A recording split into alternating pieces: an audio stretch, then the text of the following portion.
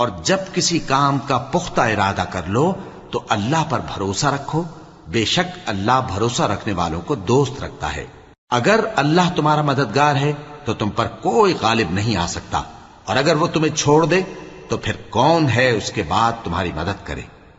اور مومنوں کو تو چاہیے کہ اللہ ہی پر بھروسہ رکھیں، اور کبھی نہیں ہو سکتا کہ کوئی پیغمبر خیانت کرے، اور خیانت کرنے والوں کو قیامت کے دن خیانت کی ہوئی چیز اللہ کے روبرو لا حاضر کرنی ہوگی، پھر ہر شخص کو اس کے اعمال کا پورا پورا بدلہ دیا جائے گا، اور ان کے ساتھ بے انصافی نہیں کی جائے گی۔ بھلا جو شخص اللہ کی خوشنودی کا تابع ہو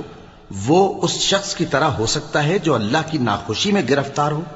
اور جس کا ٹھکانہ دوزخ ہے اور وہ برا ٹھکانہ ہے۔ سب لوگوں کے اللہ کے ہاں مختلف درجے ہیں، اور اللہ ان کے سب اعمال دیکھ رہا ہے۔ اللہ نے مومنوں پر